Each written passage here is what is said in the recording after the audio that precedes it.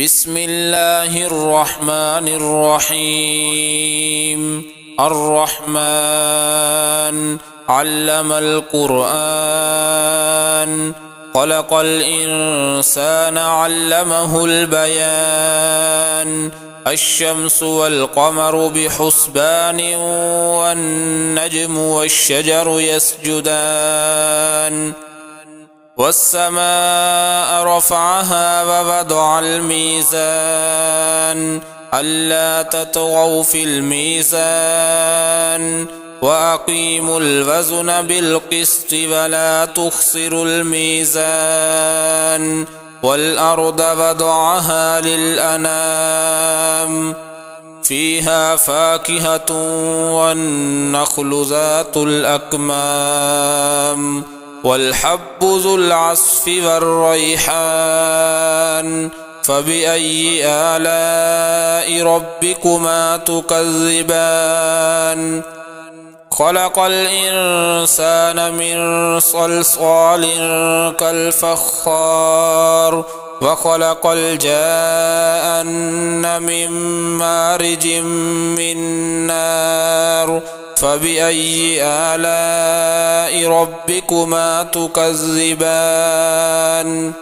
رب المشرقين ورب المغربين، فبأي آلاء ربكما تكذبان؟ مرج البحرين يلتقيان، بينهما برزخ لا يبغيان. فبأي آلاء ربكما تكذبان؟ يخرج منهما اللؤلؤ والمرجان. فبأي آلاء ربكما تكذبان؟ وله الجوار المنشآت في البحر كالأعلام.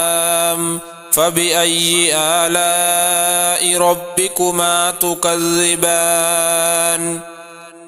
كل من عليها فان، ويبقى وجه ربك ذو الجلال والإكرام. فبأي آلاء ربكما تكذبان؟ يسأله من في السماوات والأرض، كل يوم هو في شأن. فبأي آلاء ربكما تكذبان؟ سنفرغ لكم أيها الثقلان. فبأي آلاء ربكما تكذبان؟ يا معشر الجن والإنس إن استطعتم أن تنفذوا من أقطار السماوات والأرض فانفذوا، لا تنفذون إلا بسلطان.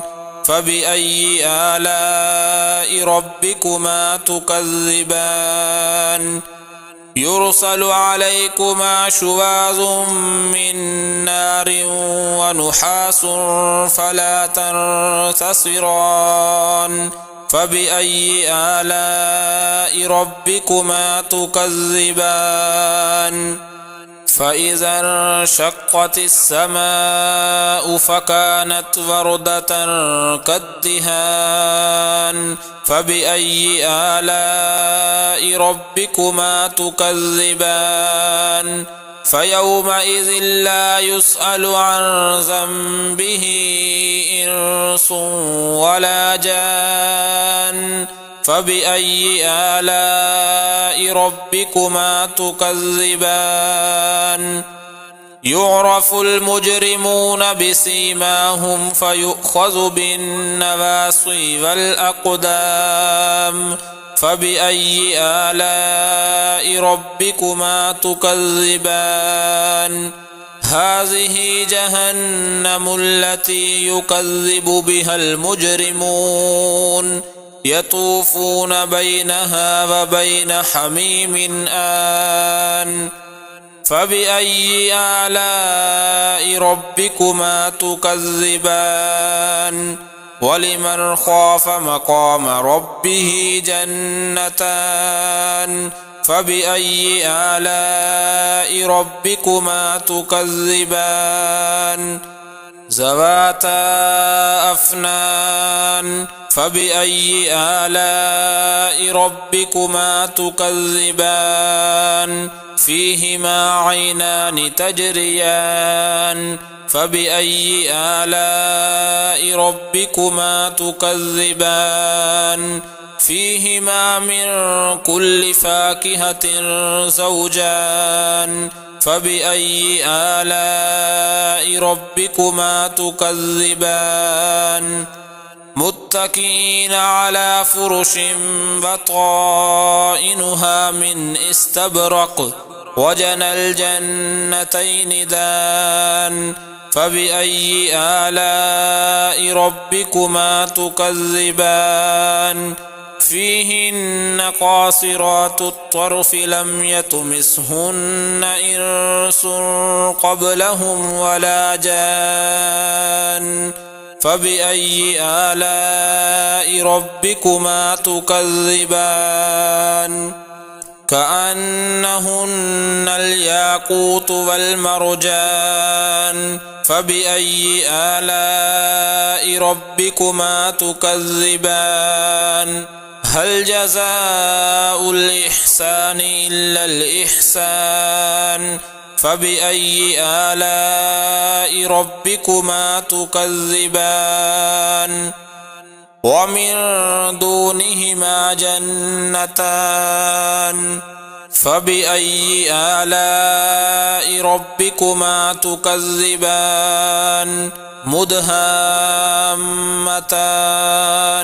فبأي آلاء ربكما تكذبان فيهما عينان نضاختان فبأي آلاء ربكما تكذبان فيهما فاكهة ونخل ورمان فبأي آلاء ربكما تكذبان فيهن خيرات حسان فبأي آلاء ربكما تكذبان حور مقصورات في الخيام فبأي آلاء ربكما تكذبان لم يطمثهن إنس قبلهم ولا جان